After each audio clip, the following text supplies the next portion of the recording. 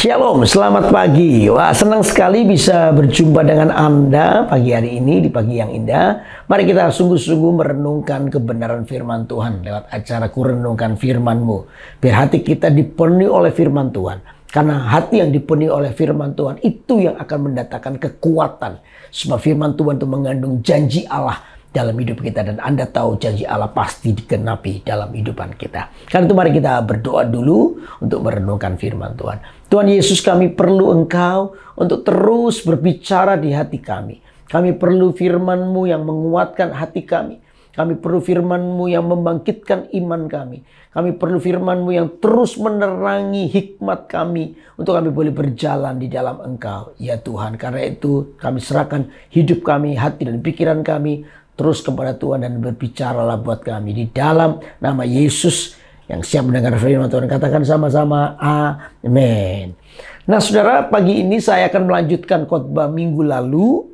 Ya, minggu lalu kita telah ambil dari Mazmur 15 ayat yang pertama dan sampai dengan yang ketiga. Saya akan bacakan ulang buat Anda. Ya, Mazmur Daud. Tuhan, siapa yang boleh menumpang dalam kemah-Mu? Siapa yang boleh diam di gunung-Mu yang kudus? Yaitu dia yang berlaku tidak bercelah, yang melakukan apa yang adil, dan yang mengatakan kebenaran dengan segenap hatinya, yang tidak menyebarkan fitnah dengan lidahnya, yang tidak berbuat jahat terhadap temannya, dan yang tidak menimpakan celah kepada tetangganya. Nah saudara, ayat-ayat ini telah kita bahas. Yang pertama adalah siapakah yang boleh naik ke kemahnya Tuhan. Dikatakan tadi yang pertama adalah orang-orang yang berlaku tidak bercela atau menolak yang namanya kemunafikan. Minggu lalu telah saya bahas bagaimana orang munafik di hadapan Tuhan. Bagaimana orang berlaku munafik itu yang terjadi dalam hidupnya. Nah, sekarang kita lanjutkan. Yang kedua, siapakah yang boleh naik atau diam di kemah kudusnya Tuhan? Yang kedua yaitu yang melakukan apa yang adil dan yang mengatakan kebenaran dengan segenap hatinya. Ayat ketiga, yang tidak menyebarkan fitnah dengan apa? Lidahnya. Artinya mengatakan apa yang benar, tidak lagi menyebarkan fitnah.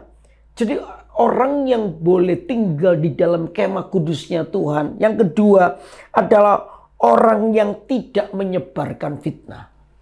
Kenapa orang harus tidak menyebarkan fitnah? Karena fitnah itu jahat di mata Tuhan. Sesuatu yang jahat itu pasti menghalangi namanya berkat dalam hidup kita. Saudara tidak akan pernah bisa menikmati berkat kalau hidupmu itu jahat. Karena itu apa yang terjadi saudara? Ya, apa yang dimaksud dengan menyebarkan fitnah?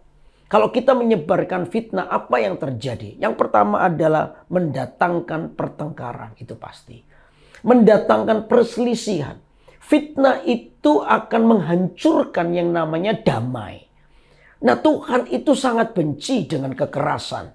Tuhan itu benci dengan perselisihan. Tuhan itu benci dengan kepahitan. Tuhan itu marah dengan yang namanya kepahitan atau kekecewaan. Karena itu fitnah itu adalah hal yang paling mendominasi, paling besar penyebab daripada perselisihan.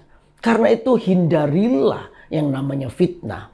Karena fitnah itu akan mendatangkan yang namanya perselisihan, pertengkaran. Nah, Tuhan sangat membencinya. Karena dia adalah Allah yang damai. Nah, pertengkaran yang terjadi pasti menyebabkan hati yang gak suka, hati yang benci. Nah, itu yang menghalangi berkat. Karena itu saudara, jangan suka memfitnah. Memfitnah itu berarti ini, mengatakan sesuatu yang tidak benar. Fitnah dengan gosip itu hampir sama. Ya, tapi fitnah itu langsung mengatakan sesuatu yang tidak benar. Tapi gosip itu begini, mungkin mengatakan apa yang benar tetapi ditambah-tambahi. Ya, kata orang ditambah-tambahi supaya tambah sip. Itu gosip. Gosip juga berkata atau bercerita kepada orang yang salah. Pada orang yang tidak berkepentingan. Itu akan jadi gosip, dan gosip itu akan terus menyebar menjadi sesuatu yang tidak benar. Lalu yang ketiga, gosip itu pasti tujuannya adalah untuk menjatuhkan. Nah, disinilah yang membuat kita tidak bisa tinggal di dalam kemah kekudusan Tuhan. Karena apa? Kita tinggal di dalam fitnah.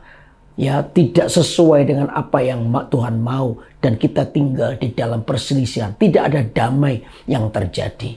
Itu yang pertama. Lalu yang kedua, fitnah itu membuat kita terjebak dalam apa? Hati yang jahat. Nah ini. Tadi saya bilang, terjebak dalam hati yang jahat. Orang yang suka memfitnah, pasti hatinya ingin menjatuhkan orang lain. Alasannya mungkin dia iri, mungkin dia tidak suka dengan kebenaran. Dia mungkin nggak suka lihat keberhasilannya. Nah, ini yang akan membuat kita itu tidak layak untuk masuk di dalam kemah kekudusan Tuhan. Karena apa? Hati kita jahat. Makanya Alkitab jelas mengatakan jaga hatimu dengan segenap kewaspadaan, segala kewaspadaan. Kenapa? Karena dari hatimu itulah timbullah kehidupan kita. Dari hatimu itu sumber kehidupan. Kalau hatimu jahat, maka hidupmu juga jahat. Kalau hatimu maka kepahitan, maka hidupmu akan penuh dengan kepahitan. Hati yang jahat itu akan mengusir yang namanya ketenangan atau damai sejahtera. Saudara, orang yang hatinya tidak benar, pasti satu ini. Hatinya itu tidak pernah damai. Nah, ini yang iblis pakai supaya kita tidak tinggal di dalam damai sejahtera. Ayo, makanya Alkitab mengajari kita, ayo ampuni. Ampuni itu tanpa batas, 7 kali 7 kali 7 artinya banyak, tidak lagi bisa dibatasi. Pengampunan itu setiap hari. Tahu nggak saudara dan saya adalah setiap hari pergumulan kita yang paling sering harus kita lakukan adalah apa? Melepaskan pengampunan. Karena setiap hari kita ini ya bersentuhan dengan orang di jalan, baik dengan orang yang dikenal atau tidak dikenal, kadang-kadang bisa menyakiti hati kita. Makanya saya bilang setiap hari, setiap orang punya pergumulan. Apa itu? Melepaskan pengampunan. Amin. Supaya hati kita itu nggak jahat. Supaya hati kita nggak terus dikuasai oleh namanya kejahatan. Lalu yang ketiga, fitnah itu pasti ini loh, menjatuhkan orang lain dengan cara yang salah. Oh, fitnah itu selalu dasarnya adalah ingin menjatuhkan orang lain dengan cara yang tidak benar. Ya, menjatuhkan orang lain, berkompetisi dengan cara yang salah. Saudara, dalam hidup kita ini kita tidak bisa dihindarkan dengan namanya persaingan. Tidak apa-apa, persaingan itu baik. Ya, kompetitor itu baik. Kompetitor itu untuk kita ini bisa tidak malas. Lalu kita ini mengeluarkan semua kreativitas kita, terus berpikir, terus mengulik. Itu harus. Di dalam bekerja itu kita nggak bisa tinggal tenang, tinggal diam. Kita harus terus berusaha untuk kasih yang terbaik. Tapi fitnah atau fitnah tadi itu atau fitnah tadi itu membuat kita memakai cara yang salah. Kita memakai cara yang salah sehingga dari situlah iblis akhirnya mengambil keuntungan. Anda dan saya adalah orang-orang yang dirugikan. Karena itu saudara, ayo kita menyadari bahwa hari ini jangan sampai kita masuk dalam dosa menyebarkan fitnah. Itu dibenci oleh Tuhan. Karena fitnah tadi saya katakan mendatangkan pertengkaran, perselisihan.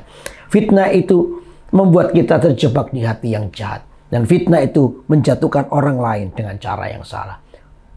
Dengan demikian mari kita sungguh-sungguh mengambil keputusan. Tuhan, ajari aku untuk tidak mudah iri dengan keberhasilan orang lain. Tiap orang lain itu punya berkat-berkat yang berbeda. Orang lain diberkati, saya pun diberkati. Sekalipun berkat itu bisa berbeda, tapi saya nggak perlu iri dengan orang lain. Karena apa? Saya sudah menjadi orang yang ditentukan, diberkati oleh Tuhan. Orang lain juga telah ditentukan oleh Tuhan untuk diberkati. Jadi tidak perlu iri dengan berkat orang lain. Bersyukurlah dengan apa yang Tuhan lakukan dalam hidupmu. Maka itu yang membuat Anda akan terus memiliki hati yang penuh dengan damai sejahtera. Dan itu yang membuat Anda layak berada dalam kemah kekudusan Tuhan. Amin. Mari kita berdoa. Tuhan, ajari kami biar firman-Mu terus menjamah hati kami. Supaya kami boleh melihat apa yang benar, apa yang baik. Jauhkan dari kami keinginan atau fitnah-fitnah yang jahat. Tuhan mengatakan sesuatu yang tidak benar. Ajari kami untuk terus berkata baik dan memuliakan Engkau. Hidup kami, perkataan kami menjadi kesaksian bagi orang lain. Tolonglah kami ya Tuhan untuk kami hidup benar di hadapan-Mu. Terima kasih Tuhan. Hamba berdoa menyerahkan seluruh umat-Mu dalam tangan Allah. Berkati kami dengan berkat yang melimpah. Dalam nama Yesus hamba sudah berdoa. Haleluya. Amin. Amin.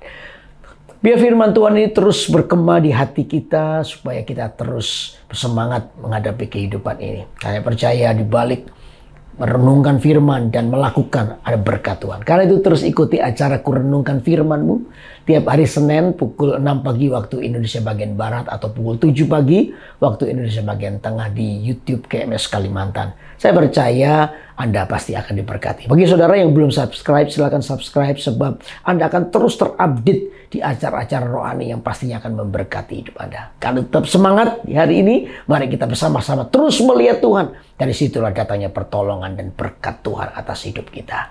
Bye-bye.